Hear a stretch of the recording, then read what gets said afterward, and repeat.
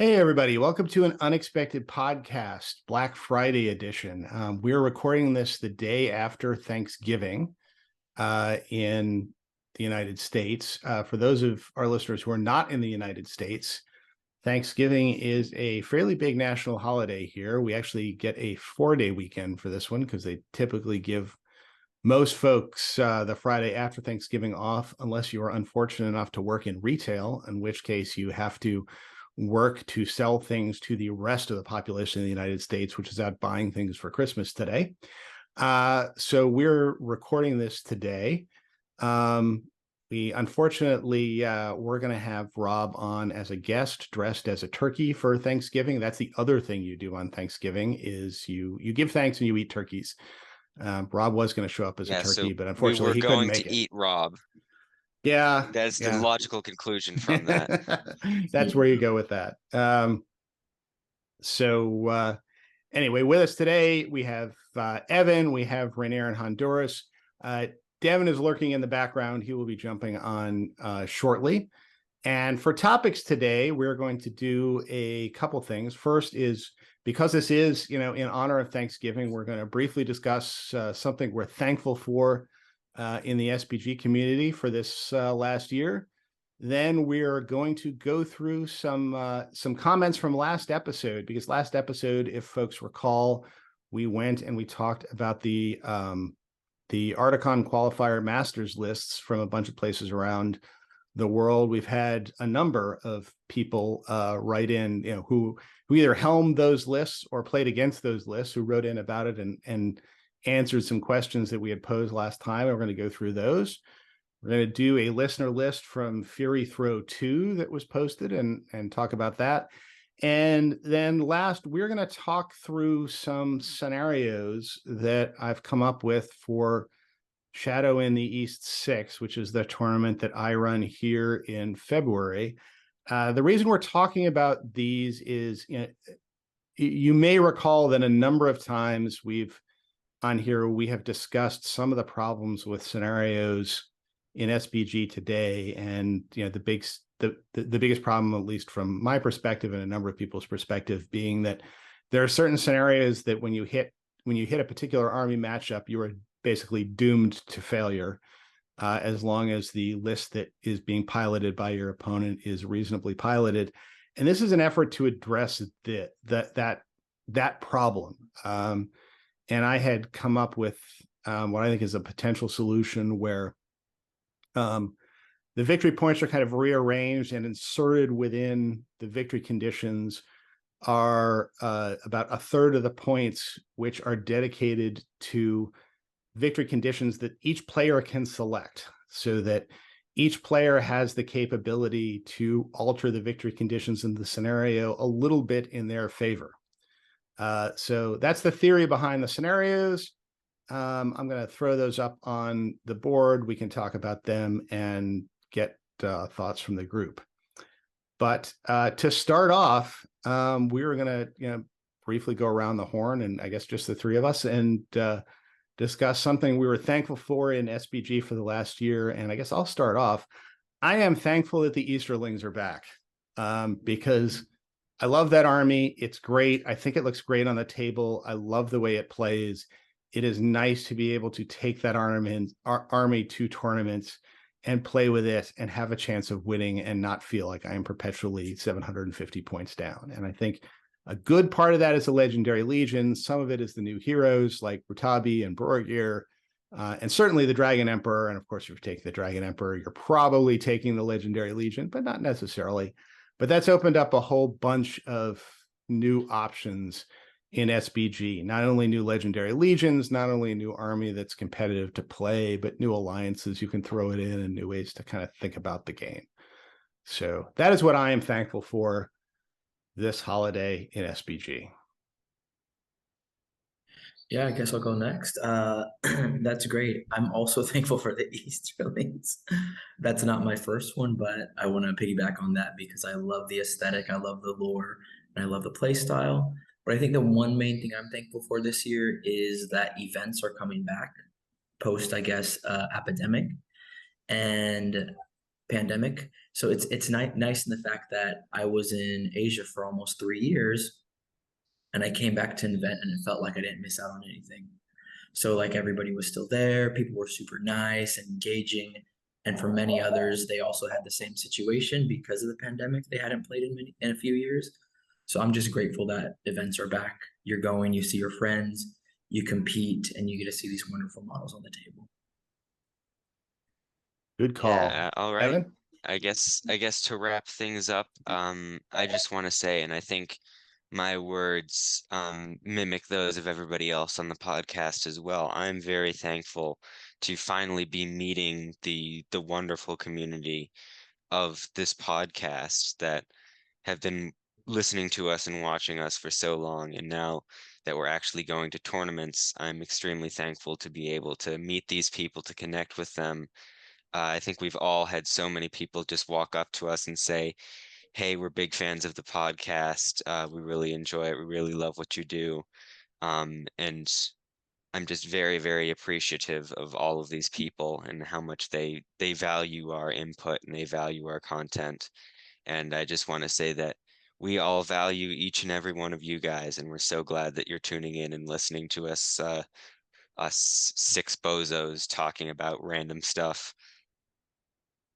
And yeah, so I should say, I guess, in conclusion, that I am also grateful for the community that's out there and the opportunities to go out, play against listeners, and crush them under the heel of the boot of the Dragon Emperor. So just to Well, bring all that three is of the most our enjoyable things part, of together. course. All right. So okay. So what we're going to do now is I'm going to pop up the comments from the last episode on the screen here. And all right. So we have on the screen, I'm just going to go down the comments. The first comment we have was from Leonardo Broly.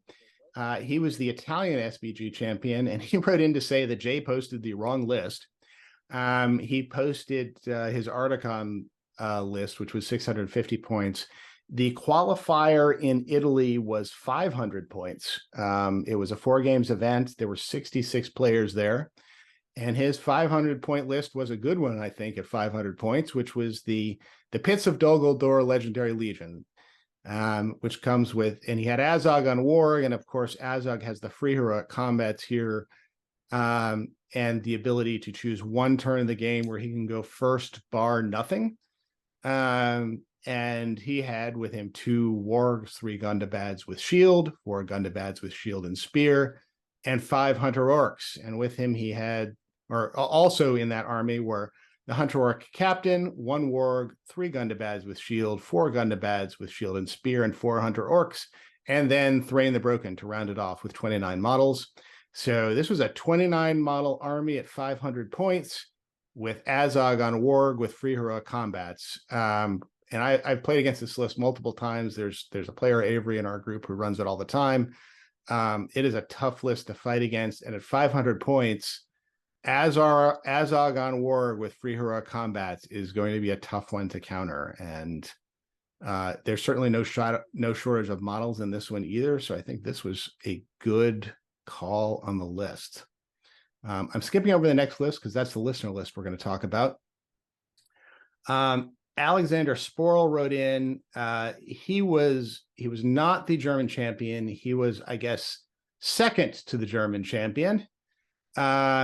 But he just wanted to say we were having trouble with the German list trying to figure out what the points level was, and now we know why. The German championship was 622 points, for reasons that will forever be lost to history. I love it, to be honest. Yeah. I did the same thing for my events. I just throw in a random number. Right. And if 3 people are like, oh my gosh, this is the stupidest thing. And you're just sitting back as a TO, like, I know. But I'm not participating.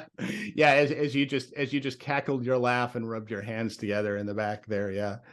They had a veto system. And he points out that the player who won, which if I'm remembering correctly, he had an evil list that had 51 Harad models. There was basically just it was like Suladan and a bunch of captains, and then a bunch of Herod models. And then his army on the other side was Lake Town with Bomber, that also had like 60 models or something like that. And he was definitely a horde guy. And Alexander says that he lost to the tiebreaker. He had a good list with Thorin, Legolas, and a survivor captain, 2 sentinels, and 34 models. And then on evil side, he had Witch King on Felbeast, 3/14/3 with a crown, some Morannons and trackers, and 2 Beasts of Gorgoroth with 40 models. So yeah, Beasts of Gorgoroth are often fun unless you run into Saruman or somebody who's just going to compel one into the other, but it's still fun. The next comment we had was from the Norwegian champion Nils Sagen. Apologies if I've mispronounced your last name there. And this was a list where we were a little puzzled because it looked like we had a unimproved Witch King in the list. As we posited, this was just a transcription error. The Witch King was a 3/14/3 Witch King, and the tournament was played at 700 points. And the last comment we had was from Alessandro, who says ciao. And the question we had posed on this list was why Camou the Easterling on horse, which a number of us found baffling. And his explanation is, and he basically said, look, this wasn't the most competitive list. I made some choices because, I wanted to make some choices. Like, for example, the banner had no pike because he didn't want to convert his banner figure into having a pike. And apparently didn't want to tell people that the short thing the guy was carrying was really a pike because nobody would believe that. So he went with it, and that's fine. There are always modeling reasons for doing that. The other thing, and he also reached out to Evan, and they had a little chat about this as far as Camou. What he says here is that Camou's a good leader. Compel at 5+ isn't the best, and you need to put a bunch of dice in it to succeed. But there were some situational benefits for increasing his strength and number of attacks. But he had situations where he wanted to use the compel added on to the tremor because he had Borgir in the list, added on to Ratabi to do some damage. So I guess compel somebody into a particular place, tremor him to knock him down, and then have Ratabi charge in and kill him. Because Ratabi gets the reroll to wound for a trapped guy.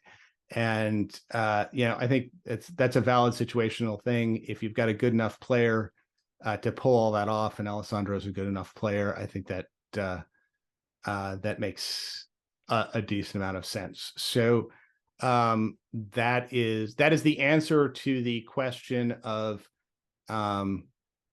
why you take Camou on a horse. And I think maybe in the future we'll have Alessandro on as a guest and pose certain other unanswered questions to him, like why the universe is expanding and what girls actually mean when they say it's fine. But we'll figure that one out in the future, and Alessandro will no doubt have good answers to all of those questions. So, and here's Devin. Devin, how are you? Hey guys. Hey. All right. So we just got done the list review. So we just went through the comments from the various masters. So I think we're going to do the list review now. So up on the screen is the list from Fury Throw.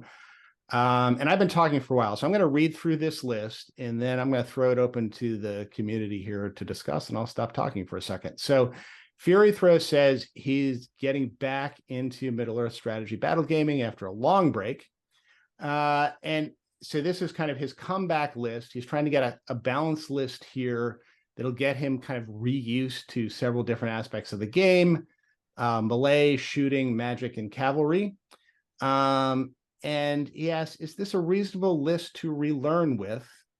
And he also asked the question of, is learning to play with a monster an important part of playing evil?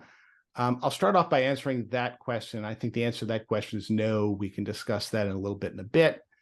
But his list is Shagrat with armor and shield, Morannon Orc with shield, spear, and banner, 6 Morannon Orcs with shield, 3 Morannon Orcs with spear and shield, and 2 Morannon Orcs with spears. 2 Mordor Orcs with spears. And then we have Kardush. Kardush has 2 Morannon Orcs with shield, 2 Morannon Orcs with spear and shield, an Orc with a shield, an Orc with a spear, and then 6 Orc trackers, no doubt, as some initial bow support, and then fodder for Kardush to consume into new will. Then we have an Orc captain with Warg and shield, 3 Warg riders with throwing spears, 3 Orcs with shield, 2 Morannon Orcs with spears, and it all comes out to 500 points. And I think it's somewhere in the area of like 32 models or something like that. So a decent number of models. 35 models. All right, so pretty good. Yeah. All right, so what do people think? I think to answer his first question, is this a reasonable list to relearn with? I think yes, because we're not talking about super competitive. We're talking about like what can get you back into the game. I like that Kardush is there because there's some magic you can play with. You have the Orc captain on a warg, so he can heroic march. You can play around with maneuverability, going to get objectives, and you have Shagrat, which is a leader that won't die right away.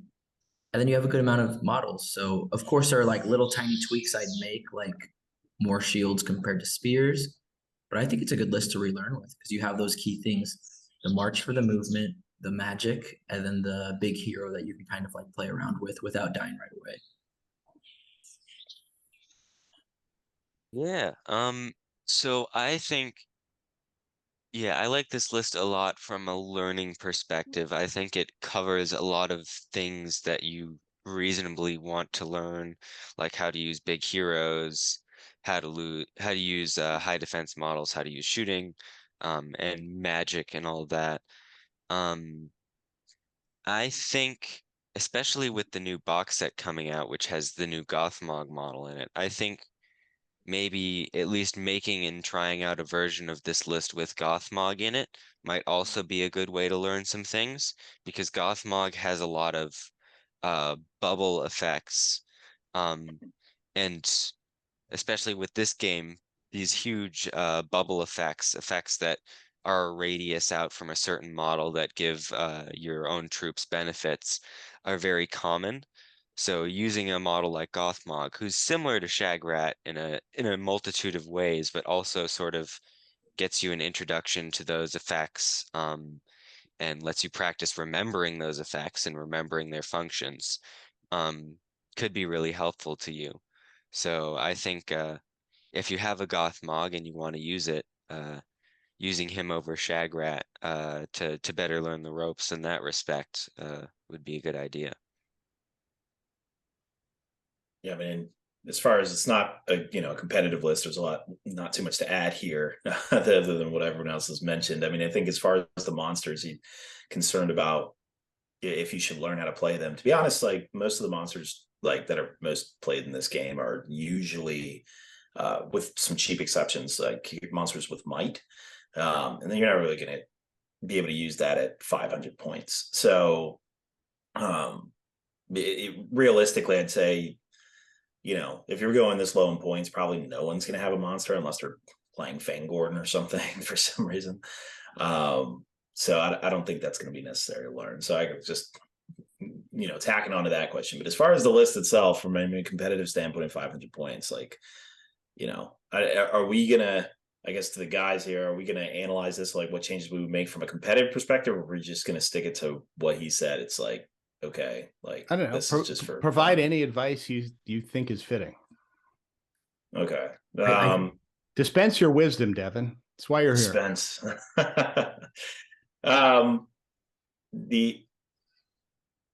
Okay. Well, here's my thing, Devin, because I think like our last list review, we talked about a specific thing, style that the one viewer wanted, and that was to be more aggressive, right?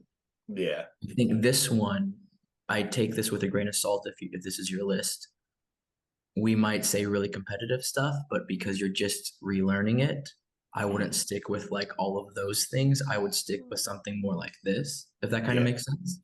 No, I mean, it makes sense. I mean, he's got a lot that actually I think is good. He's got the captain for the march. He's got, Cardish Magic, big hero. But I actually agree with Evan's point about Gothmog, but it would be adding 50 points to Shagrat. So, if he can do that. So I can understand why he picked Shagrat. Yeah, no, I mean, I agree with you, Rainier. I'm probably not going to really try to stretch or change the list in any type of way, because it's like, well, yeah, this is like exactly what he's trying to go towards. So the only thing I think, I'm not sure if it's a good change or bad change. I would only wonder if like 6 orc trackers is a bit too many, but like, I mean, they're Cardush fuel. And yeah, I mean, 6 is a lot though for him. Well, yeah, but they provide 3 different functions in the list. First, they're the list shooting. Second is their Cardush fuel, and third is they just add extra bodies. And I don't think 6 is too many for those purposes. Because it bulks up his numbers at 500 points to a really decent number of figures for 500 points. Yeah. So, and I mean, I'm not against the 6 trackers. I've actually seen one guy use them to great effect, where he had him actually in a 3rd rank. He had like Morannons in the front, then spear support, then he had trackers. And what he would do is he would always fire into combat anyway, because he ignores the spear support. And then he gets his in the way is between a Morannon with high defense and then the opponent. So he just was like, yep, shooting into combat anyway. And I'm like, oh man, you're really committing to that. And he had like a 3 rank, basically, little setup. So I was like, all right, that's kind of a cool way. So, I mean, I imagine he might, probably not play it that way with this. They'll probably be using skirmishers here, but yeah, not a lot to add to a list where your whole goal is just to, learn the ropes again. I think this is a great list to do that with. So, yeah.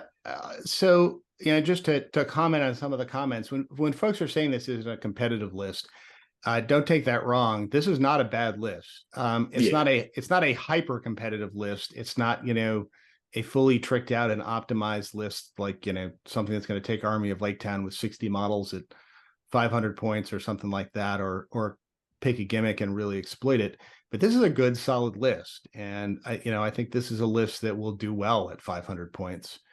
Should a Ringwraith be swapped for Cardish if he's trying to learn? Yeah, just for the purpose of learning. Yeah. So, okay. So this was something I was going to talk about, because I think there are a couple of alternate spellcasters you might swap in there for Cardush. I think Cardush is fine. Cardush gives you the Fury, so you're going to have a counter to Terror. And I think part of this depends on what your local meta is. If you're in a local meta where like every other list has a front line of Black Numenorians, Cardush is the way you want to go. Cardush's offensive spells are limited to the whatever the fireball spell is. Yeah, flame burst spell. Which is fine. It does a strength 6 hit to both the guy riding the horse and the horse itself, and a variety of things. But it's basically a fireball where you have a chance to kill a guy each turn. What it's not going to give you is experience with coordinating magic with your killers, like transfixing the guy that Shagrat's going to run into, knock over with his shield, and then kill. And I think if you want to do that type of thing, and if having a counter to Terror is less important to you, then I think you may want to change this to a budget Wraith. I think if you delete one Morannon, or perhaps, one Morannon and a spear or something like that, you can get trackers maybe. I wouldn't mind two trappers. Yeah. So there's no reason to have 6 orc trackers, I think, in a list that doesn't have Cardush. So maybe what you do is you drop 2 orc trackers. You can get a 70-point Wraith that basically has 2 might, as opposed to 1 might for Cardush, and then you can add on either a fate or a will to taste onto that for a 70-point Wraith, and then you've got some decent compels and transfixes, and you can start to learn or reacquaint yourself with the basic tactic of transfix an opposing hero, run Shagrat into him, strike up with Shagrat, knock him down, and kill him. If you want So I think another option here would be Musger as a replacement for Cardouche. Again, 70 points. You could probably drop the 2 arc trackers. And what Musger gives you, Musger gives you 2 types of spells. So he gives you the transfix ability, so you can play the transfix game with Shagrat. And he also gives you the ability to cast Wither, which is a long-term benefit spell. So there's 2 types of spells. There's spells that cause an immediate effect, and then there are spells that kind of cause a long-term benefit. And learning to, both remembering to and then learning when to cast both of those spells is a skill that's worthy of being developed. And what Musger gives you is the ability to cast both of those spells. So, you cast... Technically, a Wraith has Drain Courage for a similar... That's true. It has Drain Courage, so you can play the Drain Courage game. Drain Courage is a little... Wither is less useful because he doesn't have courage, he doesn't have terror everywhere. Right, he doesn't cause terror everywhere. Wither is something that's really, it's harder for your opponent to ignore because it has a long-term effect on on everything the figure does from the point forward. 2 other benefits to Musger over Cardouche. One is he comes with an extra point of will. He's a bit tougher fighter. I think he's fight 4, and he gets points back, or he gets will points back from killing your opponent's models rather than your own, which means you commit him to the fight. But in a 500-point game, sometimes you don't want to be deleting your own models, even if they are orc trackers, to get will points back, and Musger can get them back from the opponent. So just something to think about. I don't think Cardouche is a bad option for this list by any stretch of the imagination. He's a good figure, but you may want to once you've played around with this a little bit, you may want to think of switching to a Ring Wraith or switching to Musger for the same type of army. So, final thought. You mentioned getting the Wraith up to 70 points. Unless I'm remembering incorrectly, once you get to the Witch King's cost, it just makes no sense not to play the Witch King, right? Yeah. So, I mean, you can pay 70 points for the Witch King, but if you're paying 70 points for the Witch King, you're getting a Witch King with no might. You're getting a Witch King with 10 will and no might. If you want to delete 2 more trackers, which maybe you want to, it might be a little risky to go too far. Play with the Witch King, but I think you want it. With this level list, you want something that has at least 2 might as your 3rd hero. Okay. All right. Well, okay. Then I guess, yeah, sure. I probably would. I think he has enough might for 500 points, so I wouldn't mind a Wraith with 1 will or 1 might, especially if the Wraith is a better caster. But yeah, that works too. I mean, it's all to taste probably at this point. The audience wants arguments from us. We need to. All right. Debate.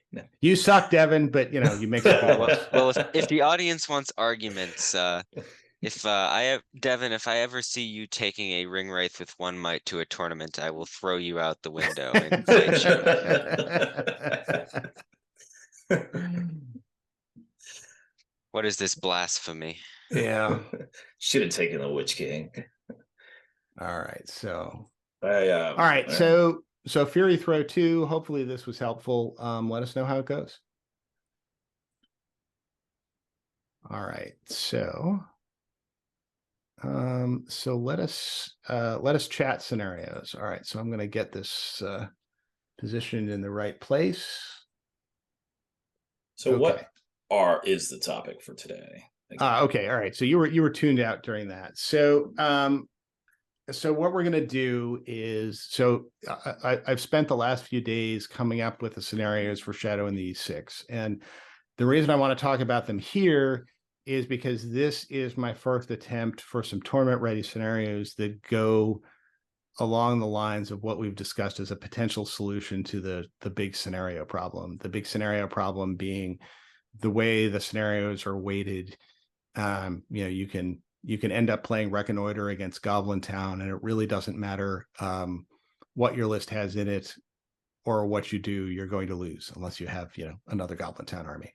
And there's a variety of these, contest of champions against a Balrog, things like that. And I had posited a number of podcasts back that one way to solve this problem was to de-emphasize the points for the gimmick of the scenario and add in scenarios add in scenario victory conditions that were like a Chinese menu, where each player could pick a certain, could pick from options that allow a certain amount of points. So I've come up with 6 of these. These are likely going to be, unless they get trashed today or in some other forum, these are likely going to be the scenarios for Shadow in the East. And I want to run these by folks and see what you guys think of them. Figure I'd add some perspective. I talked with Jay Clare about scenarios, and it was his intent to design the scenarios in such a way that the primary scenario objective could not be ignored. Like you had to play it. Right. So if anyone's wondering why they're already weighted so heavily in that direction. Yeah. And I had the same conversation with him, and, he said the same thing. And I understand the theory behind that, but I think that the solution that he has adopted to that theory has created a different and bigger problem, which is it creates a situation where there are certain army combinations that spell doom for certain army combinations. And, look, we've all had this, right? Mm-hmm. We've all painted up an army, been really excited about it, taken it to a tournament, and in first round realized that we're playing Contest of Champions against a Balrog, or, Reconnoiter against Goblin Town. And we were like, well, that was fun. And it ought not to be that way, right? There ought to be some way to square this circle in a way that the scenarios present real differences for how the game is played, but nobody's shut out from the get-go. And this is my attempt at this. So for Shadow in the East, just so people know, this is a different type of tournament. It's what's called a narrative tournament. For this year, the reason I'm happy sharing these scenarios in advance for the tournament is because for this version of the tournament, players are not going to be bringing their own armies. They're going to be showing up. There will be a bunch of tables that have different army combinations on them, and they're going to be rotating between tables. So you're going to show up. There's going to be for a particular scenario, there'll be a preset, Gondor versus Mordor or Rohan versus Isengard set of armies. You're going to be playing your opponent. You're playing on a team. So you're on the good team or the evil team. And the players, instead of bringing their army and playing different people, will be hopping back and forth between different armies and playing different combinations of people with those same armies. So it doesn't matter if I show these scenarios in advance, because there's nothing people can do to optimize their armies in order to cope with them. But one of the things that I wanted to do was design a set of scenarios that it was difficult to not optimize an army to deal with, because the victory conditions were always changing. So, all right, let me put these up on the screen. All right.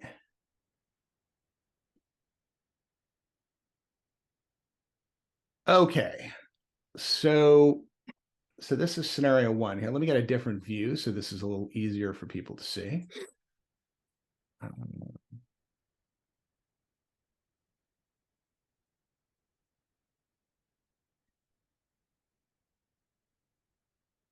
There we go.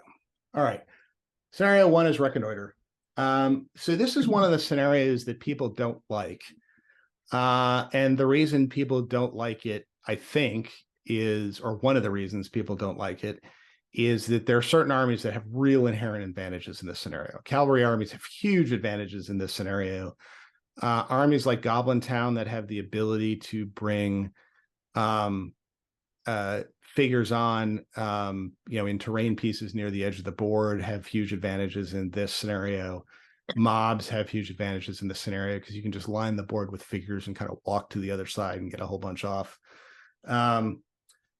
So I wanted to come up with a way to kind of work with this. So the way these scenarios are laid out, The scenario outline is the same. Should we only mention the changes you made? Yeah, so that's what I'll do. So the first thing is that you're going to see this in every scenario. The way this mechanic is going to work, and this is in the player victory point selection section here, is that the very first thing that the players are going to do before they even roll for board edge is they're going to roll a d6. And the player with the highest result chooses a victory point option from a list below. And we'll get to what those are at the end. And then the player with the lower roll then selects another victory option. He can't choose the same one. So there are always going to be 2 victory point options, in addition to ones that are fixed for the scenario. And I'll talk with what that's going to mean when we get to the end. All right. So as far as how reinforcements work and starting positions work, this is the same as in any other reconnoiter scenario where 2 forces come on from either end of the board. And the objectives are still the same. The game ends when you get to a quarter, when you quarter your opponent, and figures that move off the board don't count for break purposes. So it's the same as it currently is, right? Same as it currently is. It's, I'm trying to basically only change, with 1 or 2 exceptions, a couple of things about these scenarios and kind of leave them as is otherwise. So then we get to the fixed victory points. The fixed victory points are different. And in general, the way these work is I try to divide victory points into 3 categories. The first category being kind of the scenario-specific gimmick, which in this case is moving more models off the board than your opponent. The second category being things that are constant throughout all scenarios. And what I've tried to make these are points for breaking and points for leader. And then the third category are the victory conditions that the players are going to select. Each one of these I wanted to give an equal balance. So each one of these categories adds up to 4 points. So instead of the usual reconnoiter victory conditions where you have, I believe it's 3, 5, and 7 victory points for getting off, more figures, twice as many figures, or 3 times as many figures. Here it's 2 victory points, 3 victory points, and 4 victory points for those 3 categories. So still a decent amount of victory points, but you could get off 3 times as many models as your opponent and still not necessarily win the game. Then we have the category for breaking and leaders, and this is going to be pretty similar throughout most of the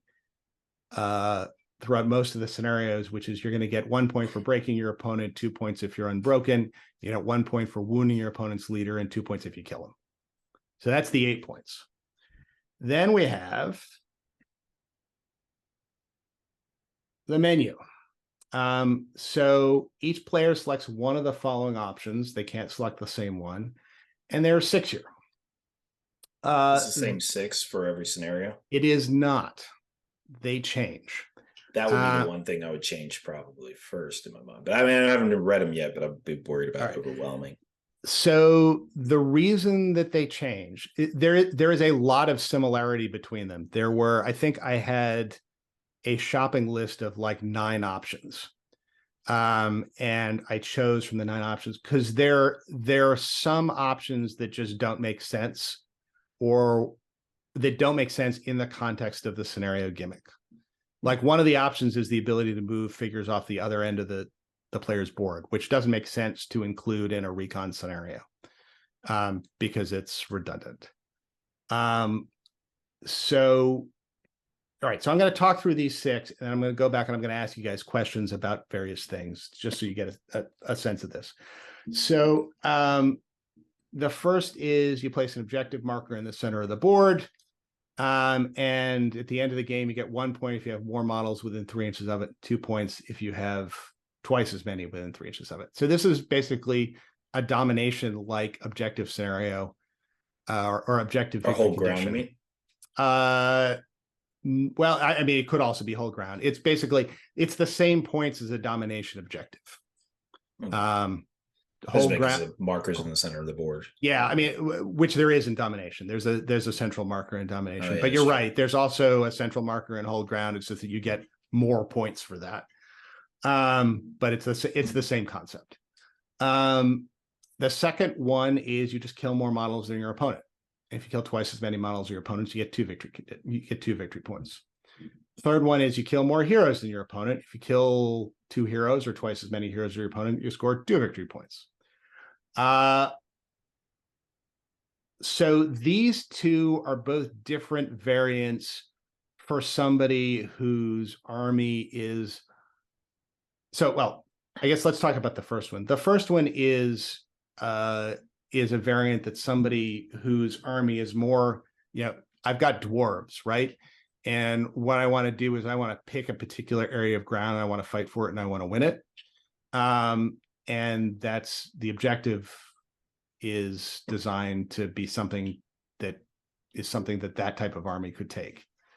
The second and third ones are other variants. Keep in mind that I don't know if you want to read it a little bit, because the viewers who aren't watching this on YouTube, the listeners for Spotify, because I don't know if they understood what you just mentioned about the objective. So, well, okay. So this was a default in my exposition. I should have discussed why I included each one. The first one I talked about was the objective marker in the center of the board. The reason that's there is as a prop to armies that want to fight positional battles. That's something they can pick. The second and third victory conditions that I talked about, the second one being kill more models than your opponent, the third kill more heroes than your opponent, are ones for armies that are more kill focused. The second one being for an army that is something like maybe the modern Easterlings or Assault on Lothlorien, that it specializes in killing figures rather than heroes. The third one is one that specializes in killing heroes. So if you've got Elendil or Azog or something like that in your list, then maybe this is what you want to take in this particular scenario to try and get a couple of points extra that way. Fourth option, which I haven't talked about yet, is an artifact in the center of the board. Artifact is a light object.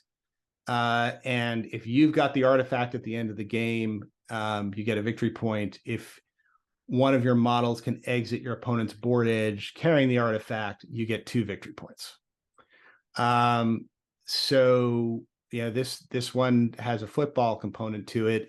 If you're a mobility-based army and you've got some flappy guys, maybe this is the one you want to go for. But it does force you to go to the center of the board, get it first, and then try and get it off the board on the opponent's side, rather than just like in Reconnoiter, running down one board edge or the other, one side board edge or the other to get off. Fifth option is each player secretly writes down 1 hero in their army to protect. And if you can protect him, if you can keep him alive, you get a victory point. If you can keep him unwounded, you get 2 victory points. This is borrowed from Fog of War. So this is, if you got a lot of heroes and you can hide some of them, maybe this is the one you want. And then the last one is also borrowed from Fog of War. So before the first game, you select 1 hero in your opponent's army to target, and you try and kill that one. And maybe this is one that you're going to pick if you've got, somebody on a fell beast and your opponent has some weak heroes in there that you can pick on and try and kill. So some thoughts for the group. We'll talk about the options later. I think it's interesting though. Like, I think it's interesting because you said you're going to pre-choose all the armies, correct? Yeah. So I assume that they're going to be legendary legions, and everyone knows a legendary legion has a strength and a weakness. I think as a TO, and like you want to make it a fun thematic event for everybody, it's going to be cool for the event, because it means that every game is going to be fun. If you're unevenly matched, you can be like, okay, I'll just choose this, fix victory points, and go for this because it kind of favors my army. And I don't think many people, I guess, power play with it because the event itself is so thematic. But through the process, I like it because everyone's going to have fun and not be like, ah, shoot, I'm going to lose this round. Or, ah, shoot, I was assigned this army and it's not really good at this scenario. So I think it's cool. I'm really curious how it goes after. And I say this after attending a veto event that I just absolutely loved, because you take an aspect of tournament play that everybody hates, or I guess the majority of people hate, and you give that power back to them. So yeah, it's going to be interesting. Yeah, I think, go ahead. just as a base concept, I think for the tournament that you're actually going to host, this is perfectly fine. I mean, obviously you can't tailor to it, just as Rainier said. I guess there's two ways to kind of look at this: as far as the scenario itself, how fun it'll be at your event, and then would this work across a broader tournament scene? Just, what if this replaced the ones in the main rule books? That would be the part where I would say probably not. And I have some thoughts on that. Maybe I'm wrong. We can go over that as we go through, but I don't know. And mainly for 2 points, it's mainly, I think, complexity increases, which I think as players who've been playing the game as long as we have, I think that this is an easy thing to kind of like swallow. I just kind of like wonder about new players, but even beyond that, I think that if I were to create a list, I already know I'm going to keep playing the same 2 or 1 optional victory conditions every single time. And I guess it could become this almost game of like, whoever rolls first picks the one that they know their opponent's going to try to pick. So if I have Goblin Town, for example, like, I don't want you picking the one where you're going to kill more models. So then I end up picking that. Well, remember, the victory conditions apply to both players. Okay. So you can't block them out. Yeah, you can't block somebody out, right? If you choose that victory condition, you both get it. So that means those optional ones. Okay, that makes sense. So 10 and 12. All right. So yeah, I mean, basically, I kind of feel like it would be gamed where the primary scenario could become irrelevant for most of the missions. This is where personally, I think from a broader view, like, and keep on, I have not played with this system. I literally just heard it. So maybe thinking about it more, I might be wrong, but I would prefer maybe a veto system that, the other tournament had versus like this kind of restructuring. But that's just off the cuff sort of instant thought. Well, so I mean, one concern I do have is making, kind of the scenario gimmick irrelevant. I don't think with this points distribution, it's necessarily going to cause that problem. For two reasons. First of all, there's still 4 victory points tied up in the gimmick, and 4 victory points is a lot of victory points to kind of ignore. And there's only 2 victory points in the scenario victory point that you're going to choose, right? So you can by choosing one of the victory conditions, you can kind of move things around the edges, but I'm not sure a strategy of I'm just going to ignore the reconnoiter victory condition and not play to get figures off the board is necessarily going to be the game winner. Maybe not ignore, but mitigate you accomplishing it to its max, but understanding you're not going to get it. Do you think it should be 2, 4, 6, and then your optional ones are worth 1 each? So one thing I was thinking, I don't think the optional one should be 1 each. I think it should be 2 each. But one thing this was actually something I was going to ask is, one possibility here is in the fixed victory point conditions for some of the scenarios, and maybe this is one, is you do 2, 4, 6 for the first one, and then 1 victory point for break, 1 victory point for leader kill. That is a way to do it. Now, keep in mind that, and I've designed this deliberately, there are going to be some victory conditions that kind of piggyback on the scenario victory condition. Like in this one, it's the artifact in the center of the board, right? If what you really want to do is move figures off your opponent's edge of the board, you can, by selecting that victory condition, get it to the point where getting stuff off the other side of the board gets you 6 points, as long as one of your guys has the artifact that does that. And that's a theme kind of throughout here, that there's usually an option where if somebody wants to lean into the scenario gimmick, they can pick one of the optional victory conditions that does that. That's an interesting concept. I do like that. I would wonder almost if it should be leaned into a little bit more. Like I would just spitballing this, like if the problem is that in recon, like an army that's cav or an army that's larger has the advantage, then you actually create an alternate scenario objective like this artifact where only an infantry model can actually carry it. And maybe, but basically, long story short, you've created the same mission, but just another version of it within this scenario that.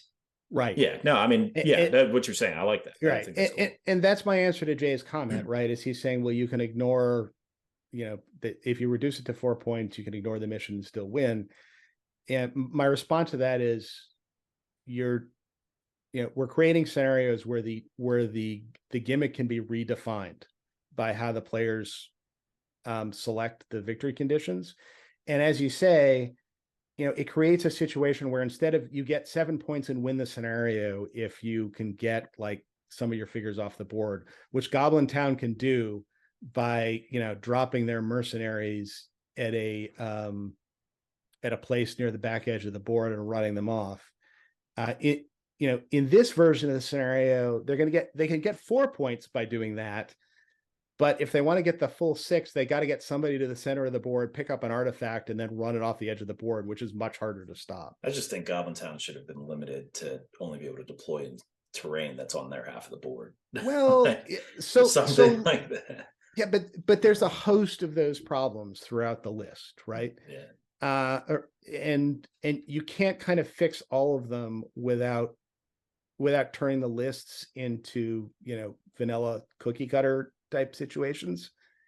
And, I still remain convinced that the reason there are so many of those things that kind of break certain scenarios is because the problem is with the scenarios. And if we can just fix the scenarios so that they can be compensated for, we don't have to then fix 20 different list gimmicks. I just would be curious if instead of presenting 6 options as you've done here, which, maybe you just hone in on the one that would be anti to the like. Do 3, like, instead of a list of 6, do 3, maybe. Well, I almost was like, you could almost lean into the center of the board artifact thing and just make it where, an army that isn't a horde and isn't a cav army would excel in that one part of the mission. But remember, another thing I'm trying to fix is, for example, I'm trying to make Reconnoiter not an auto lose for like a small number of all hero armies, right? Well, that's where that artifact would come into play, is that's supposed to be the balancing act. So maybe it's like, if you achieved all the side missions, you would actually tie with the person who, well, I guess it's kind of how it is now. Or you could, I suppose, win by doing all the side missions. And I'm not sure, by the way, that it's enough, right? So what I'm trying to do, so say you've got the all hero, say you've got, for example, the breaking of the Fellowship Legendary Legion, right? So you've got how many figures are in that list? There's 8 figures in that list, right? And it's not, there's 8 figures in that list, none of them are mounted. I would like that list to have a chance in this scenario. And I think to do that, they have to have the ability to kind of shape the victory conditions a little bit in their favor. So maybe not they're to the say ones... they should auto lose, but should we be considering the fact that some of these legions are not designed to win? Like, so no, I'm rejecting that as I'm rejecting that as a concept. Okay. I think, I think if the scenarios were designed properly, every list should have the capability. Every list, as long as it meets the points correctly, should have the capability to be a winning list. Okay. Right? suppose it would require a lot of. Okay, so then we'll go with the assumption that every single list should be a winning list. And I mean, maybe I'm wrong about that. Maybe that's not possible. Maybe that's an aspirational goal, but that is my aspirational goal, right? Is that you could take it. You could take maybe not necessarily any list. I'm not sure that anything could be done with, Horde of Ruffians or something like that, but at least vastly expand the number of lists that you could take to a tournament and hope to win it with skilled play and skilled victory point selection. Okay. Well, then I won't, I guess for the purpose of this conversation, I mean, I probably won't just address, we'll assume that the only way to fix this problem is by tweaking scenarios. Cause like I said, I think the veto system is probably a more elegant way to do this, but if we go with this, then you now have 5 mission objectives essentially. And we'll go into complexity in a little bit, but I imagine, and did you want to talk about this only from the perspective of this being marketed out as, hey, all tournaments should use this, or did you just want to say for just your tournament? No, so I'm going to use this at my tournament. I understand my tournament is going to be, kind of a controlled test, but in theory, this is something that should be able to work at all tournaments. So yeah, and eventually I want to stress test it at a regular tournament, maybe if, unless Jay comes up with his own solution that solves the problem, and this problem goes away. But I do want to try, I want to try testing this in casual games. I want to try testing this in, various other contexts. And, maybe I'll figure out a way to kind of put this up on the face or on the Facebook page and also on the YouTube list. So if people want to try this out and give theories back, they can. But anyway, so this is the concept. When I go on, we'll talk through some of these other scenarios and how they work out. Because as I was working through these, there were different subtleties that came up when I did all these scenarios. So the second one is Fog of War. So same concepts here, same deployment. For the fixed victory conditions, if you recall in Fog of War, there are three aspects to the fog. You had a hero that you targeted, you had a hero that you protected, and then you had a terrain piece that you grabbed. So in this scenario, the fixed victory points incorporate only 2 of those. There's the hero that you target. There's the terrain piece that you grab. Each one of those is either 1 victory point or 2 victory points, depending on whether you either wound or kill the hero, or you have more figures or twice as many figures on the terrain piece. And then you have the standard 1 victory point for breaking your opponent, 2 victory points for remaining unbroken, and 1 for wounding the leader and 2 for killing the leader. In the options, some of these options are going to sound familiar. Some of them are going to be different, but let's see. All right.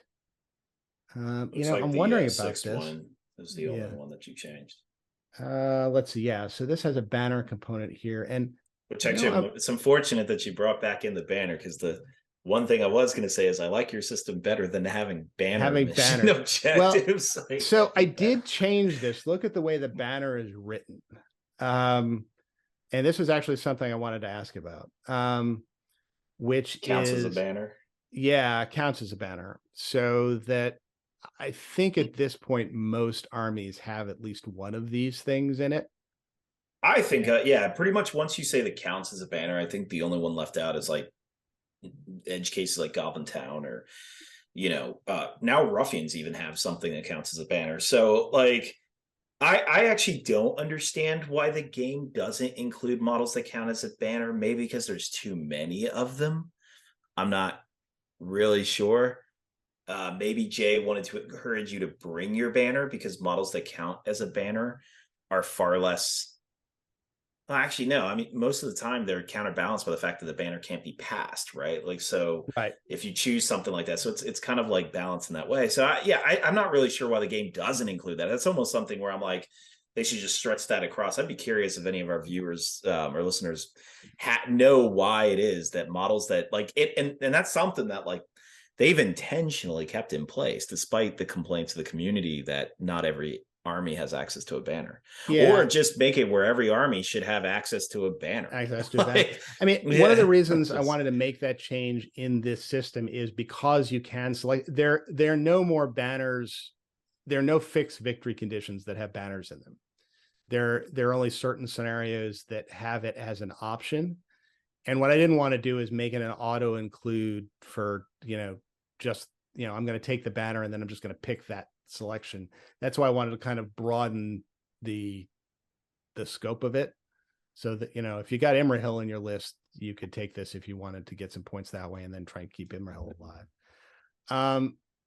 So the other thing that's different here, most of these other ones showed up before. So you've got the objective marker, you've got the kill more models, you got the kill more heroes, you've got the artifact in the center that you can bring off the edge of the board. There is another difference here, and that's if you look at victory condition number 4, which it says, all right, players' models can exit the board from their opponent's board edge by moving part of their base off that edge. Models that exit the board count as being on the board for being broken. Get 1 victory point if more of your models escape the battlefield by your opponent's board edge, and then 2 victory points if you get twice as many off. So this is a mini reconnoiter victory condition that's in the middle of this.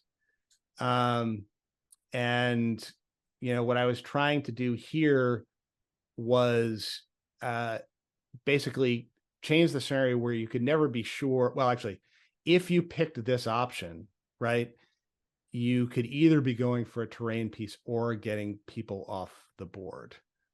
So that's, part of the reason this is there is just to give kind of the bigger and more mobile armies something here. Whether or not that's the right option for this, I'm not sure. The other option I had here was to put in the Protecta model. If you recall in the previous scenario, one of the things you could do was protect a model. And if you put that in as an optional victory condition, one of the players would have the option to basically convert this more into a traditional Fog of War scenario. So you'd have target, protect, and get the terrain piece. And I'm curious what people's thoughts are on that, whether that would be a better option or not. I guess Rainier is still texting up there. But yeah. I guess so first off, I guess Fog of War, I'm actually kind of shocked that you changed, because that's the scenario that's the most balanced in my opinion. I mean, I actually don't have a problem with Fog of War, but I wanted to change scenarios that people basically look at as broken, and also some of the ones that people look at as not broken. No. People don't look at this as broken, but I wanted to monkey around with some of those too, right? To see how people thought about it. Okay. No, I mean, I'm going to have pretty much the same kind of thought process here, though. Fog of War is actually kind of one of the few scenarios that sort of goes against Jay's line of thinking, that like there's a primary scenario he doesn't want you to ignore, because the objectives are not only balanced across the entire objective, but across all 4 categories, but also this is the only scenario that you can achieve your objectives and the opponent can achieve theirs without stopping you from achieving yours. So that's why Fog of War notoriously ends up in ties all the time. Yeah.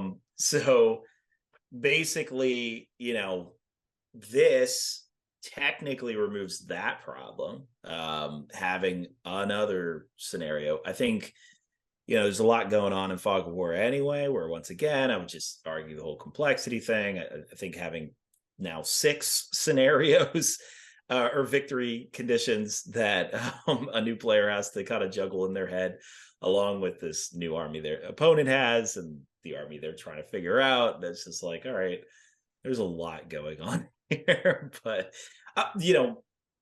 I'm still a fan of reducing it. If you must have all these side scenarios, I would still a fan of just reducing it to 3. Yeah. Maybe that's it. But I mean, would you rather have put the protect a model back in as an option?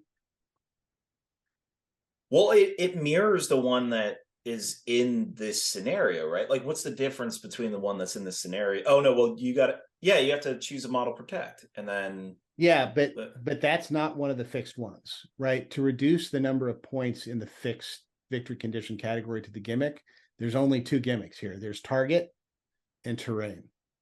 And what I could do if I'm actually kind of surprised I didn't do this, and because I thought I had, but if you wanted to do the, one player wants to lean into the traditional scenario objectives, what I would do is change one of these options to protect a figure. So if that's what, if you wanted to play a more traditional fog of war scenario, you would select that option. I actually do like that being in there. Yeah. Okay. So maybe I do. That's me personally. Outside of that, Fog of War is one of those ones I almost don't want to comment on because it is, in my opinion, like I've never run into a game where I feel like, oh, this is an auto loss on Fog of War.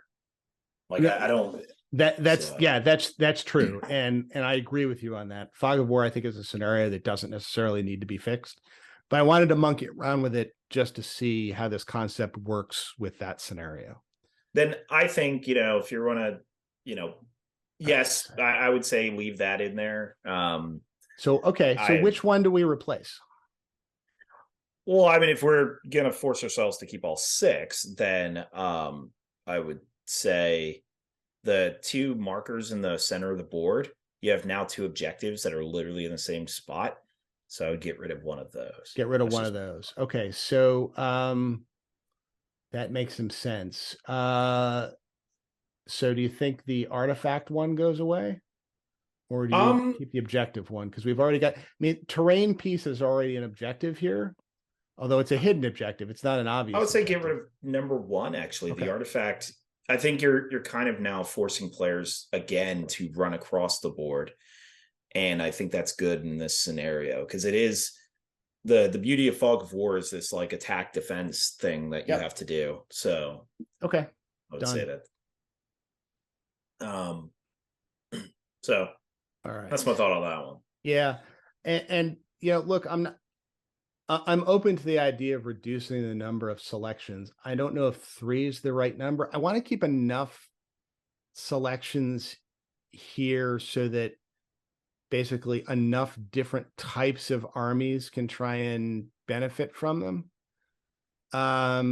I agree. Maybe 6 is the right way to go because I mean you are using the same ones over and over again. So after you've kind of heard it, that kind of helps. I think my bigger issue is the fact that 2 players pick 1 each, which now adds those 2 to your 4 victory conditions. So you have 6. Right.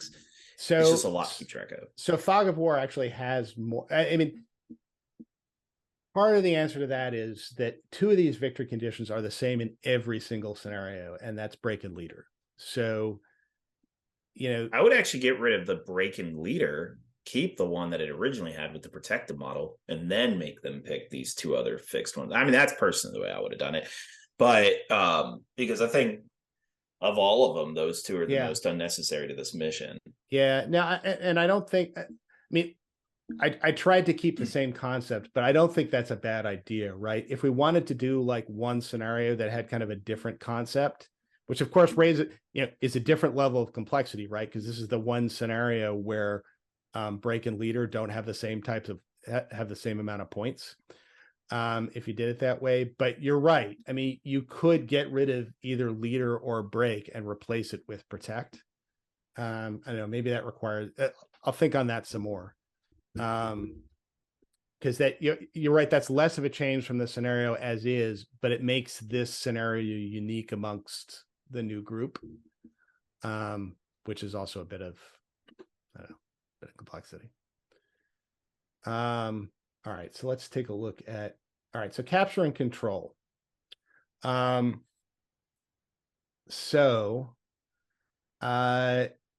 This one is somewhat different in the setup in that because I'm trying to limit this to 4 points for the gimmick, you can't have 5 objectives worth 4 points. So none of them are in the center. Yeah, there's no objective in the center, at least not in the fixed scenario. As you'll see in the options, one of the options you can pick is to put an objective in the center. Yeah, You might want to change that objective deployment phrasing then, because I think that says one. It does say put it in center the center and of the board. One in the center. Yeah. Where on the Deploy one midway objective markers. You'd probably be better off one midway between the center of each board edge and the center of the board. You probably should. Oh, I see. So it's okay. I interpreted that as 2 separate phrases.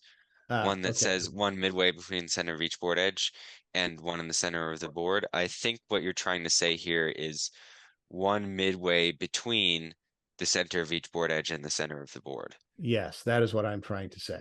Did you just say 12 inches from an edge of a board or so? Like, because I imagine most players are going to read it like me and Evan just did.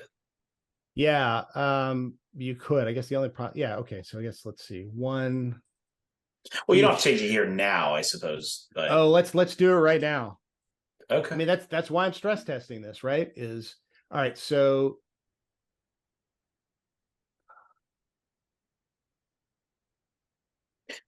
just didn't want the listeners to be listening to utter silence as we. Yeah, no. So this is gonna require some gimmickry. So I'm just going to highlight this. This is something I need to fix later, but I understand the concern. The intent here is that you get the usual capture and control diamond of objectives. It's just the one in the center is not there. Everything else should be the same as far as deployment goes.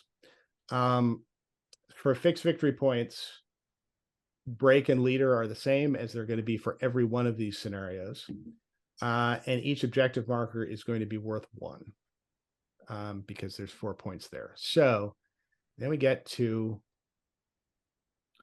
this is one where you definitely can ignore the main objective. Yes, but if you want to make it so that you can't, then you pick option 1 from the player selected victory points. And if you do that, you place an additional objective in the center of the board. And this is a slightly different objective victory condition than the other ones we've seen before. This is not the domination victory condition. This is the same type of thing where you flip it back and forth, like in capture and control, and that's either going to be worth 2 points or 1 point. So that makes objectives worth 6 points in the scenario. And then there's other options here. Kill more models, kill more heroes. You have the ability to exit models off the other edge of the board. So that mini recon scenario, you can, instead of putting an objective marker in the center of the board, you can put an artifact in the center of the board, grab it, run off the board. And it's also got the protect a figure option in here. So that was the thought there. So this is the thing where, if you're the player that wants to lean into the objectives, then you pick option 1 and objectives are worth 6 points. That's the thinking there.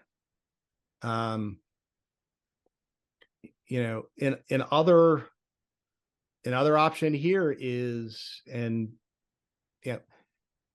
with objective scenarios, I think there is kind of less of a concern that you're going to get kind of blown off the table by the victory conditions. One of the things I toyed around with, and I want to throw this out for folks to talk about, is another option I could have here is I could get rid of the fixed victory point conditions for breaking and leader, turn them into optional victory conditions, perhaps, and make each objective marker worth 2 points. So 1 victory point if you got, well, I guess it'd be 2 points. That I think you're running into the problem again, where like you're trying to change a scenario that's not considered like unbalanced in any way. This scenario also, very rarely ends up in a negative play experience. So like recon does, but recon does. This scenario can in certain situations. This is a scenario that very much favors the I'm going to have a heavy army that can kind of line up in the center of the board and against my opponent and just charge forward. This is a scenario that very much favors kind of line of scrimmage type armies. Right? I put my shield wall in the center and I just lower spears and I go forward. And if I am, for example, the Mirkwood Legendary Legion, I lose this scenario every time I play it because the other guys just bowl me over. And all I can do is kind of hang out the back of the board, try and shoot him to death. And by the time I've done that, he's gotten every objective. I think this is interesting though, Matt, because like I'm looking at this like, I don't know if we need this balance, but then again, we don't know information when it comes to the armies that are going to be played. And when you made that comment about the Mirkwood Rangers or a shield wall, I'm looking at this like, yeah, maybe there are like a hit or miss armies that are going to be represented at that tournament that do need, even for a scenario like this or Fog of War, where it's like they look pretty equal and even, maybe they do need that boost. Keep in mind, he did want us to analyze this as if it was like I do the new snares at Articon, I do like or Nova. So we're going in from two perspectives, because if we fit it to just Matt's tournament, well, then everything's good. It's all fine. Like, I mean, it's not broken. Yeah. It's not going to cause a I think I was out for that. Sorry about the dogs, guys. Can you still hear me? Yeah, that's fine. Yeah. Okay, yeah. I think if that's the case, then I think there's still an aspect of the scenarios that you do want. This is a movement scenario. This is an anti-shooting scenario. This is a banner scenario. This is so forth and so forth. That maybe if this was at an Articon, you wouldn't get that, I would say, diversity of scenarios so much, because you can tweak them to your liking. Yeah. And a lot of armies are rekeyed, they're remade to like basically they'll tailor the list to the different scenarios. I feel like the way we've turned these into all very, very balanced is kind of makes it where I really do feel like once again, I haven't tested it, but I feel like I could ignore what the central scenario really is and know that I'm gonna, like, I don't know now that I'm worried as much about taking like Goblin Town, for example, since I know that in every mission, including like Lords of Battle, which I assume you would have modified it in the same way, that it's all been kind of like streamlined so that any army can win. So I mean, and maybe that's what you wanted. That's exactly what I wanted. Right. So for Goblin Town, you're right. You're not going to really struggle to win Lords of Battle. On the other hand, you also know you're not guaranteed to win Reconnoiter either. And for me, at least, that is a perfectly acceptable trade-off. And that's exactly what I'm trying to get. And I mean, the reason this list is here and the reason I modified it the way I did is because an experience I had playing against the Mirkwood Legendary Legion in Capture and Control, where the Mirkwood Legendary Legion was never in that game. I think I was playing my you're, just to make sure I'm understanding, the Mirkwood Legion, you're referring to the Elven one? The one where it's Legolas, Toriel, and a whole bunch of Rangers. Okay. All right. And I think I played it with my Easterlings Legendary Legion, and that player never had a prayer. The game, I think the game was over before we put the first figure down on the board, and both players knew that. It was like a second or third round at a tournament, and I mean, I think I was playing Marcus in that scenario, and he's a nice guy, and we both knew it going in, and we were like, well, it's a shame we're having to waste this tournament game on this particular pairing. But what I wanted to do was make a scenario where Marcus could at least have a decent game playing against me. And so anyway, one thing you could do on this scenario is make the objectives worth 2 points each rather than 1 point. Just to be clear, he couldn't win because he couldn't go into open line fights with you, right? Like he had to stay on the back because you captured everything. If you can't do an open line fight, you lose this scenario. Isn't that more of a commentary on that army? Like that army just simply only has one way of playing. And so maybe the army is just designed poorly. Well, yeah, but it's a legendary legion, right? You know, and again, I'm trying to create a situation where as many army types as possible are playable.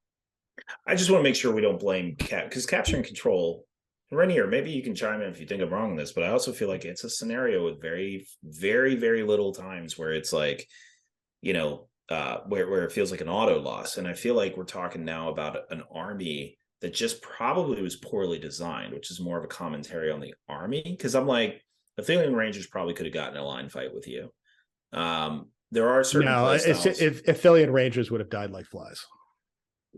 I mean, they would have been crushed like a bug, and they often are in this scenario. But at least with the Athelian Rangers, why not just shoot you down, play to where you basically grab every objective? He shoots you down until you're whittled to a point, and then makes for the objectives after you break. So basically, the game just needs to give him enough time after the broken point to just tear you apart, to run back. Yeah, I mean, so look, Athelian Rangers is probably going to be better than than the Legendary Legion, just because it has more figures. But you know, but you're right. You play a lot of objectives that way. I play domination that way. I largely ignore domination half the time until I know I'm getting an opponent close to broken. And then I always make it where I can easily grab 3 objectives. Yeah. But I just find domination is a different kettle of fish because you can put objectives in different places and kind of shape the battlefield that way. Capture and control, because everything's kind of in near the center. It's much more of I'm going to, and yeah, there are 3 objectives that are right on the center line within 2 feet of each other. And that's, you know, plus the objective that's behind you, that's 8 points. Yeah. So it's a much harder play that way. So if you're basically if you're not the in contact army. I think it's hard though, you know, because like breakthrough is the one with you have to destroy because I'm not quite used to the new scenarios, but it's the one where you have the 3 and you hit it and you destroy it, correct? So breakthrough is different because breakthrough has the weighted objective values. So there's an objective behind you, there's 2 on the flanks, and then there's an objective in the other side's backfield, and you get a bunch of points for getting the one in the backfield. Yes. Okay. I think so. I played that at the last event. I thought it was pretty well rounded. I say that because I had a semi-horde and my opponent had an elite army with like 20 so models, and we both kind of had our advantages. I had the advantage to like go around him. He had his advantages to just destroy my army and come straight forward with a shield wall.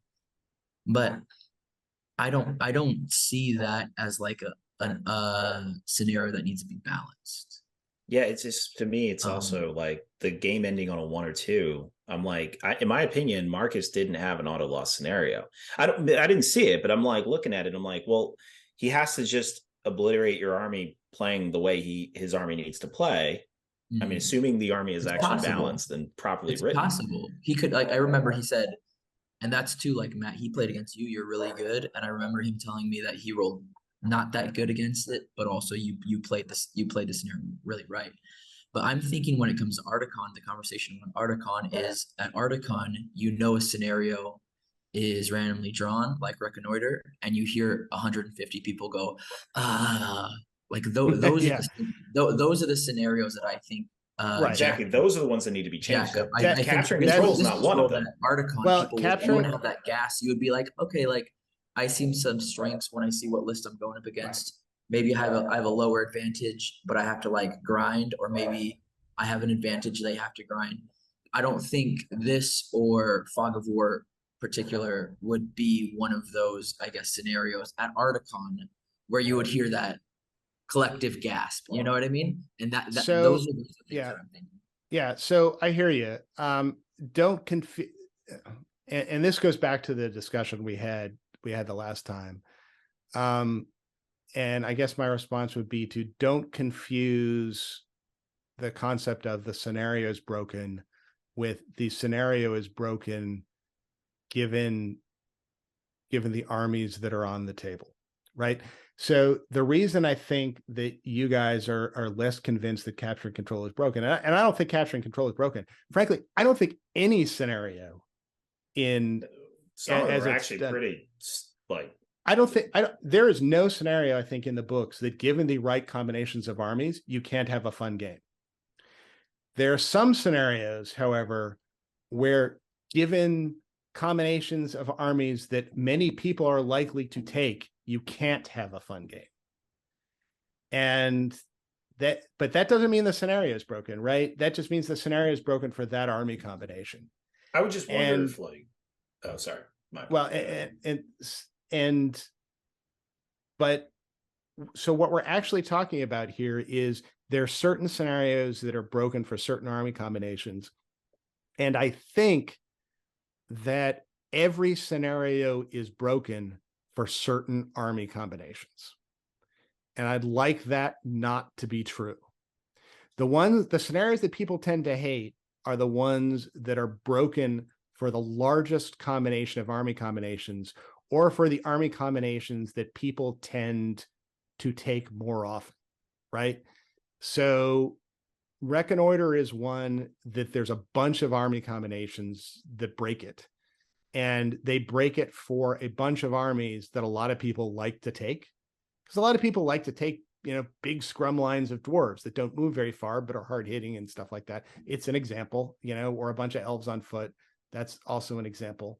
And fewer people liked, but those armies will lose that scenario to things like Goblin Town or Rohan, or in certain circumstances, armies with a bunch of bats and stuff like that. And that's what makes people groan, is they are more likely in those scenarios to get into a situation where the scenario army combination is broken for them. But that doesn't mean that for scenarios like domination or capture and control, that in most circumstances are perfectly balanced and have a fun and produce a fun game, there aren't going to be certain situations where they're still broken. I'd still like that not to be true.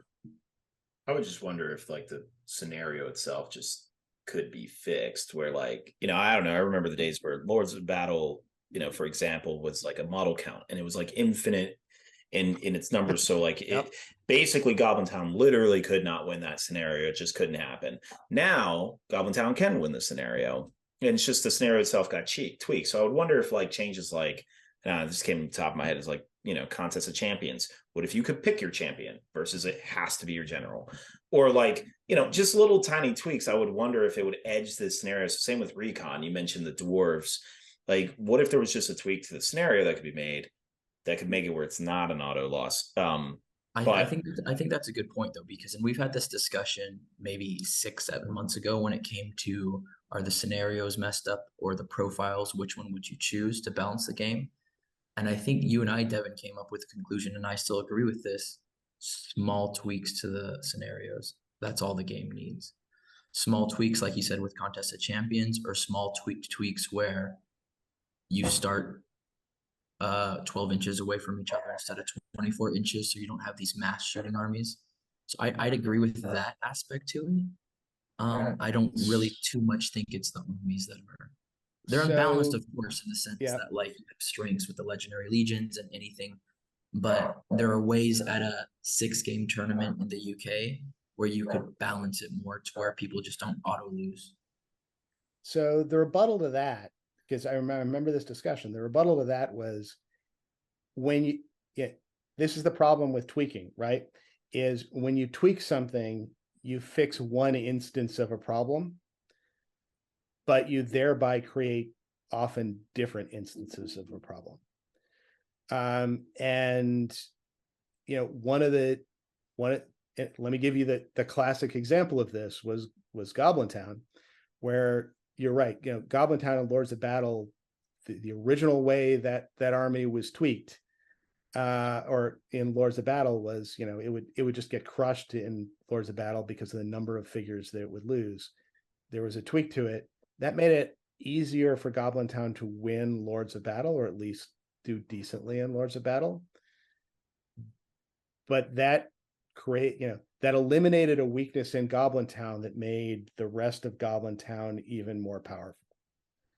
And so, for example, your Contest of Champions tweak of allowing you to pick your champion, that fixes one aspect of the problem, right? That fixes the problem where you are forced into an army where your leader is not a killy leader. It doesn't fix the other aspect of the problem, which is where the leader you have to kill is this, irrepressible beast, right? It fixes the problem where Galadriel is the leader of the Lothlorien army. It does not fix the problem of I am now fighting the Balrog in Contest of Champions. That's where another tweak could be made, but I know you're okay, trying to eliminate tweak after tweak, and I get what you're saying. I mean, so you just keep going, like it's we all keep going. Yeah. I don't know the game, and again, like compared to other game systems, SPG is the best, but there are always those holes that we want to tweak. Right. And you see it in FAQs. They tweak something, and then it messes up this, and then 6 months later they tweak this. Well, they make like these sweeping changes across the game, Yeah. and but I think you're on the right. So anyway, I think my whole point is these are the tweaks, right? These player selected victory conditions are the tweaks, and the reason they're player selected is you can then adjust them to your particular army.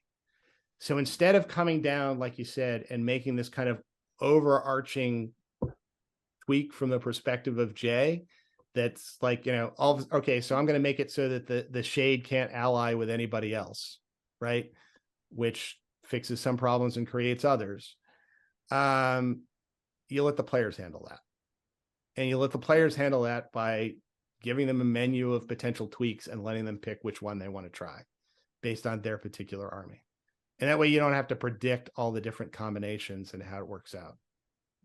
It is like, I think this conversation is an extension of the conversation a lot of countries have had with the veto system and giving back to the players. So I'm curious, Matt, to how this event goes and what the feedback is and stuff.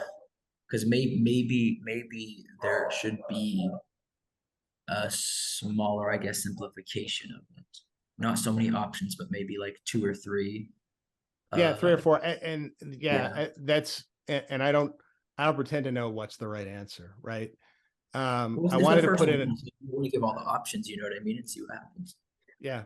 I mean, I think you're on a good track here. I mean, you're trying to create a one-stop shop solution so that way we can stop tweaking. And I totally get that. I think it's a good idea. There's definitely, I think looking at other scenario systems for other game systems is a way to maybe visit that. Here's what I'll say is we probably are going to have to just play these scenarios as you've written them, because I mean, we can definitely be wrong from just seeing it from the first time. Overall, it looks like we're fixing scenarios that don't need to be fixed in some scenario points. In other ones, recon does feel like you've accomplished at least the fact that it doesn't feel like an auto loss if like my army can't perform well on that mission, but it does also look like I can ignore the mission. So I just have to be proven wrong there.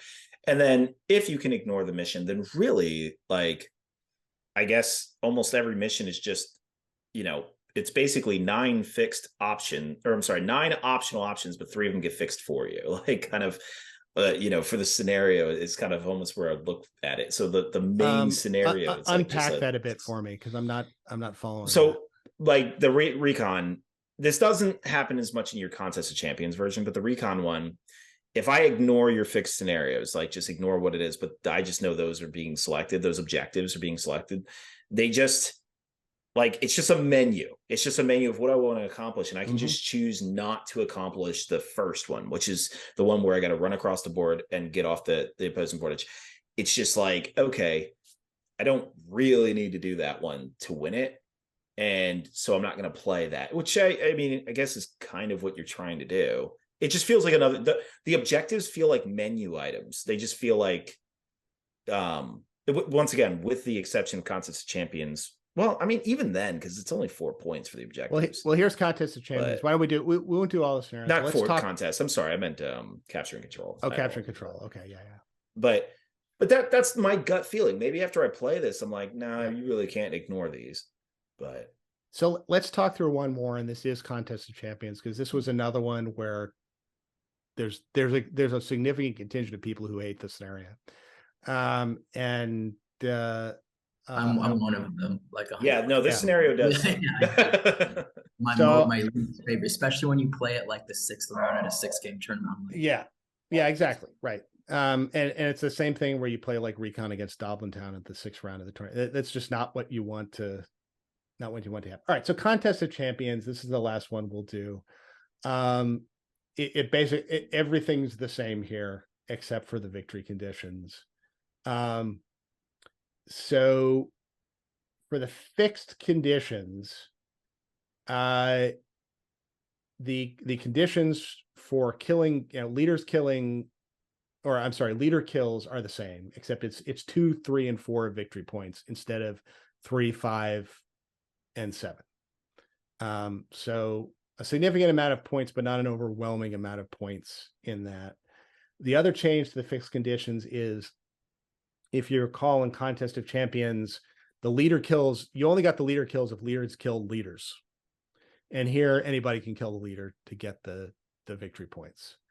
So that's a bit more of a toss in favor of the Galadriel army and against the Balrog army.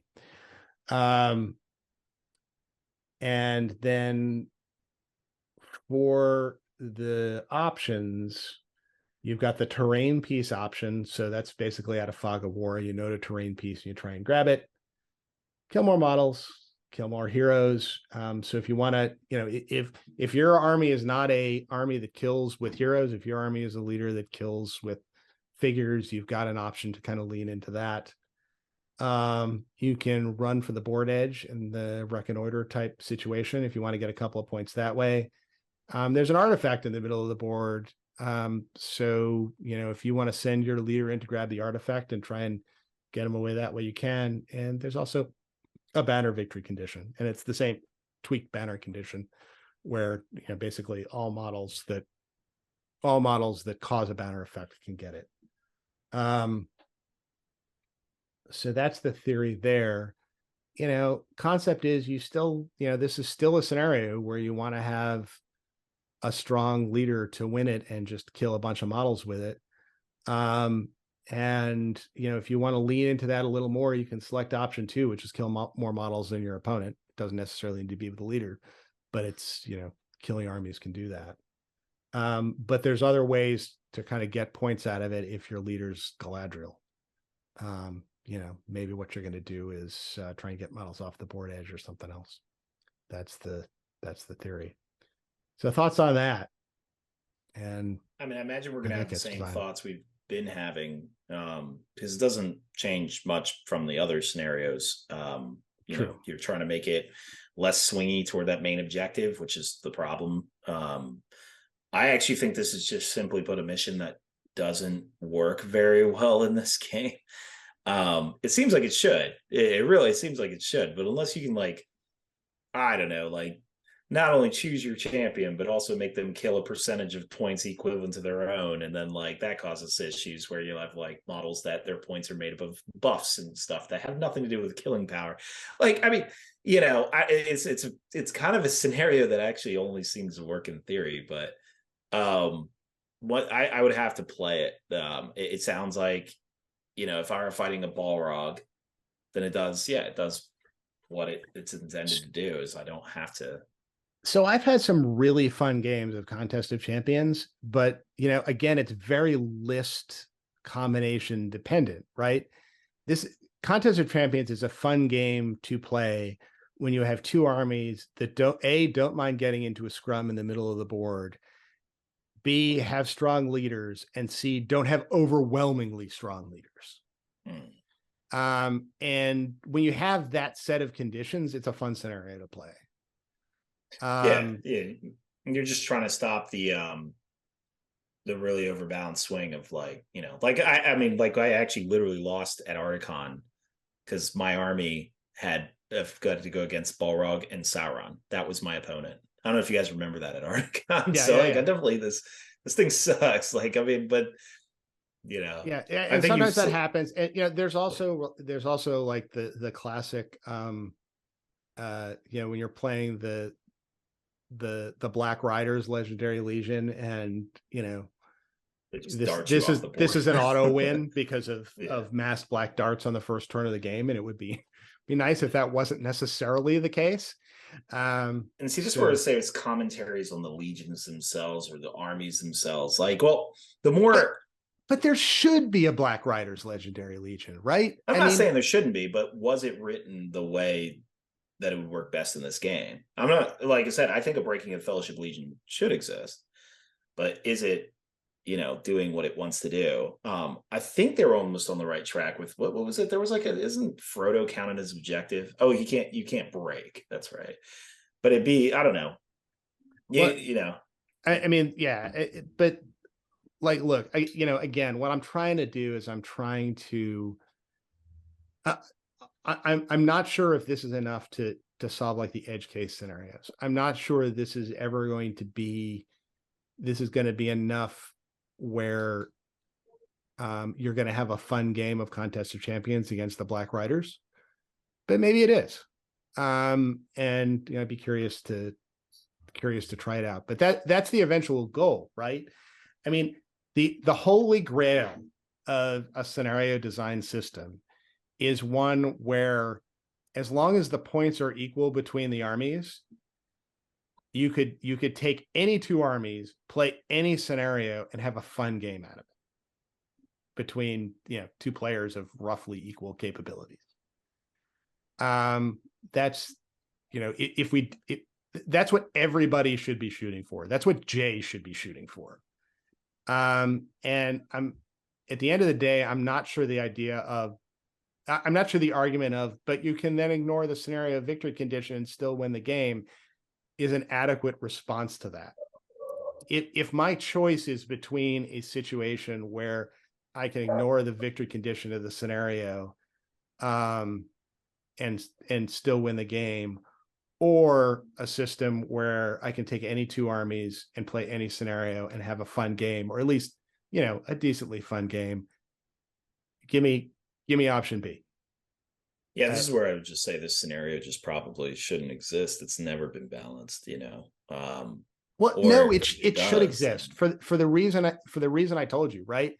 Is that I've had really fun games of Contest of Champions. It depended entirely on the fact that, on the army composition, right? Yeah. Where, we both had armies that like to fight in the center of the board. We both had strong killy heroes, but not overwhelmingly, they were both strong killy heroes that could die to one another. And I've had really fun games of Contest of Champions that way. But I've also, as have we all, had some really unfun games of Contest of Champions where, what if you just allowed opponents to name their champion? Like, what if, I know that fixes only some things, but like, it fixes half the problem, right? It like I said, it fixes my leader's Galadriel problem. It does not fix my leader's the Balrog problem. and my champion's gonna be the Balrog no matter what, and you're gonna have a miserable time at this. Well, yeah, this is one where, like, like I said, I think our commentary, it sounds like me and Rainier are going to think the same thoughts on this. It doesn't sound. I think you're probably right. I need to convince you. Yeah, I will say this is the thing too. Like in our podcast too, maybe it's not fair, Matt, because like Devin and I typically go towards the same direction. We need a Mick here to kind of throw into the wrench to be like, you guys are wrong, just because you guys are wrong. What I need to do is I need to convince you with practice, and look, that's going to be the acid test of this. That when is we actually, and it's kind of hard to. I'm differentiating too, like at your event, this sounds fantastic. every aspect of it because it is the Chinese like menu.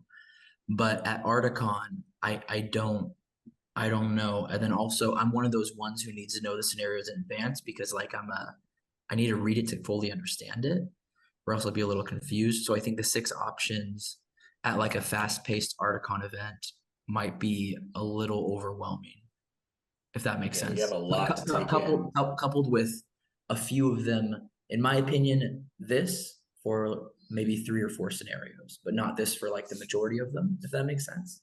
Yeah, well, This we'll is see, actually the reason I don't like oaths. Like this is well, yeah, literally that is a problem with oaths, right? Is it's another it's just thing more that's complexity. out Now I get why James has to do it, but you know, Yeah. it and look, maybe it's going to be too much, maybe it's not. Maybe it's something, you know, where once we get into it, we get used to it or not. Look, I don't claim this is the be all and end all. Like I said, these have never been tested.